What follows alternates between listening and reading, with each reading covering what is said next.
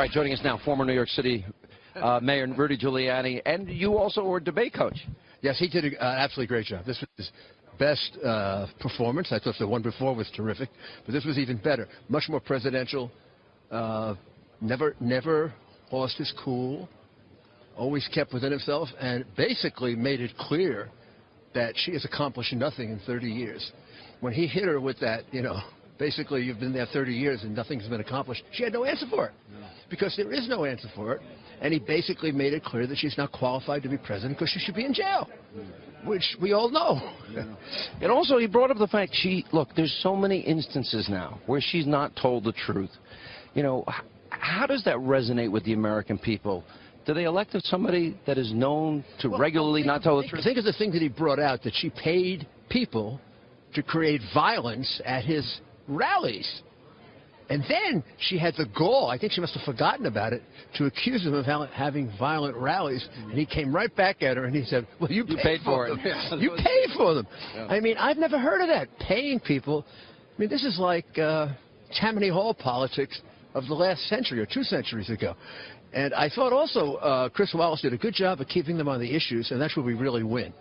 It's clear that his program of lower taxes, renegotiating bad trade deals, a growth economy is a heck of a lot better than a big government economy. And it worked for Reagan, it worked for Kennedy. What she wants to do hasn't worked for Obama. I thought Wallace pointing out that she basically wants to do Obama Stimulus 2. Well, look what Stimulus 1 did for us. Yeah.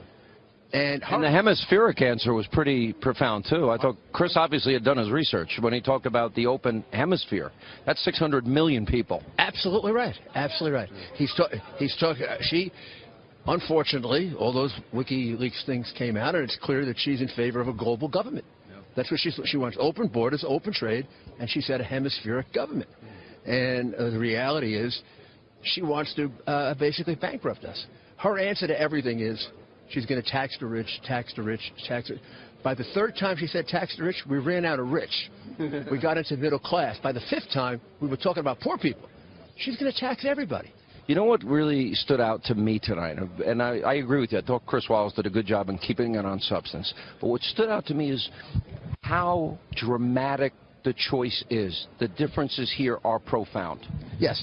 There's a man with very clear views of how he wants to change America, and there's this person who's been around for 30 years who's never accomplished anything and wants to give us a socialist solution to the problems, which is actually, it's the one WikiLeaks that didn't come out, where she told the Canadian bank that she preferred socialism and socialized medicine.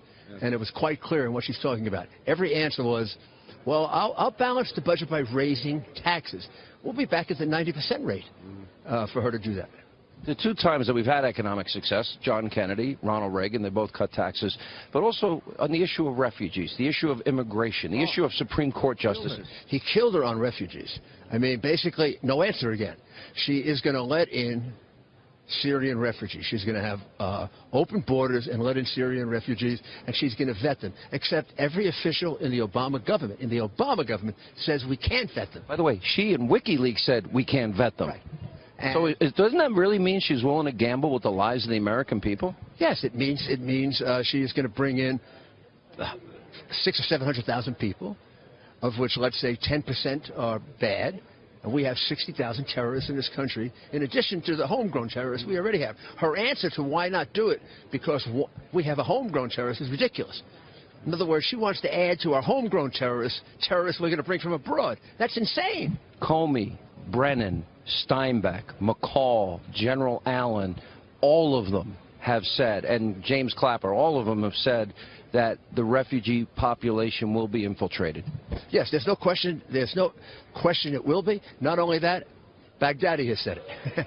Baghdadi on 4 separate occasions said, we are going to infiltrate the refugees with our, I think he called them terrorist operatives, and have them in Western Europe and the United States. We've already seen it in Europe. We've already witnessed this in Europe. We've been told by them that they're going to do it, and she is still going to bring them in, which is playing with our safety, which shows why she was so unsuccessful for 30 years. When Donald Trump said, even Podesta thinks you have bad judgment, now that we look at WikiLeaks, everybody knows she has bad judgment. She is so left-wing She's so much a student of Saul Alinsky that her ideology overcomes her common sense. Let me ask about the polls. Let me ask about, there's so many balls up in the air when you look at Project Veritas coming out, WikiLeaks coming out every day with new revelations.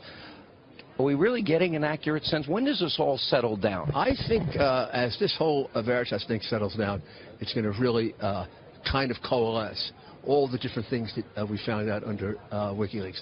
That's extraordinary, paying people to create violence at a... That was the Veritas tape, yeah. And voter fraud at a high level. Yeah. Well-funded.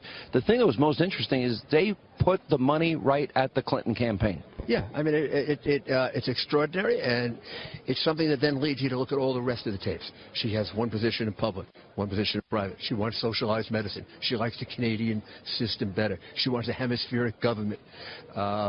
She really understands that these people can't be vetted, but she's going to bring them in anyway. Unbelievable. Mr. Mayor, thanks. Thank you enjoyed it. Now you're going to miss debate prep. You missed that? I am going to miss it, but I thought he was by far the best. Yeah. And clearly, if you're looking at the two of them, just looking at the way they performed, one performed like a president, and the other one performed like a failed Secretary of State.